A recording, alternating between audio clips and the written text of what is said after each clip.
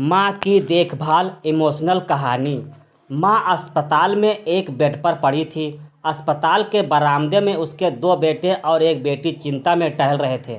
भाई बहन को अपनी माँ के सेहत के लिए बहुत चिंता थी, लेकिन उससे ज़्यादा चिंता इस बात की थी कि अब माँ को अपने हाथ में रखेगा कौन। जब तक माँ स्वस्थ थी वह इन तीनों से अलग अपने पुराने घर में रहती थी, लेकिन अब ऐसा करने से खतरे से खाली नहीं होता है, और ऐसा करने से समाज में तीनों बेटा बेटियों का नाम भी खराब होता है।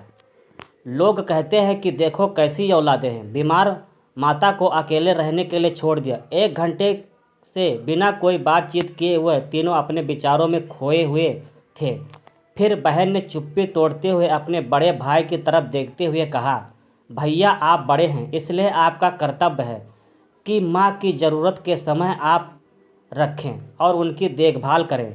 छोटी बहन की बात सुनकर बड़े भाई ने पहले अपनी पत्नी की ओर देखा और बोला, मैं इस बात से बिल्कुल इनकार नहीं करता हूँ कि बड़े होने के नाते मेरा माँ की देखभाल करने का कर्तव्य है, लेकिन तुम तो जानती हो कि मैं और तुम्हारी भाभी दोनों ही जॉब करते हैं। ऐसी हाल में माँ के साथ किसी न किसी को हर वक्त उनकी देखभाल करने के लिए उनके साथ रहना पड़ेगा, जो हमारे लिए बहुत मुश्किल हो जाएगा। बहन, तुम तो पूरा दिन घर पर ही रहती हो, तुम माँ को अपने साथ क्यों नहीं रखती हो? पैसों की चिंता मत करना, जो भी खर्च आएगा मैं दे दूँगा।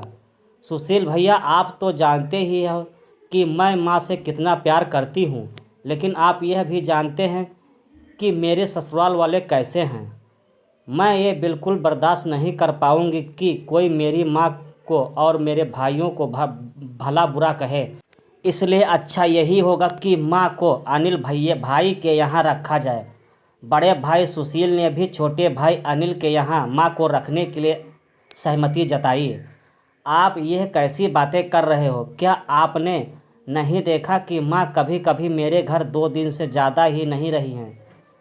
उसका मेरे यहाँ मन लगता ही नहीं है, फिर कैसे वह इतने दिन मेरे घर पर रह पाएंगी? छोटे भाई ने अपनी सहमति जताते हुए कहा।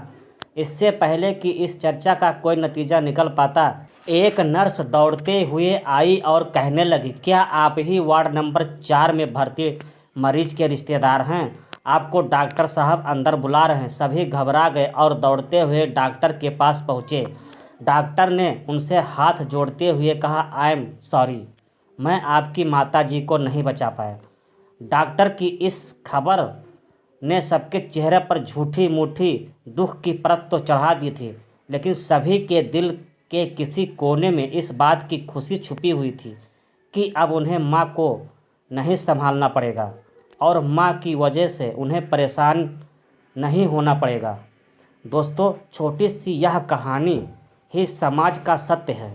यहाँ लोग ऊपर से जो दिखते हैं वह अंदर से नहीं होते हैं। जो माँ बाप अपने 4 बच्चों को बिना किसी शिकायत के बड़ी आसानी से संभाल पाते हैं, आगे चलकर ज़रूरत पड़ने पर यही 4 बच्चे मिलकर उन्हें संभाल नहीं पाते हैं या नहीं संभालना चाहते हैं। बच्चों को यह बात नहीं भूलनी चाहिए कि जैसा वह बोएंगे वैसा ही काटेंगे। अगर आज वह अपने माँ बाप के साथ बुरा बर्ताव करते हैं तो उन्हें याद रखना चाहिए कि उनके बच्चे बड़े होकर और वह भी बूढ़े होंगे तो उनके साथ भी माँ बाप के साथ किया है, उनके बच्चे भी उनके साथ वही करेंगे।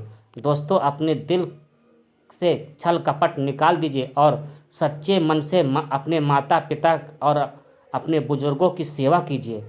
यही आप लोगों का कर्तव्य है। धन्यवाद।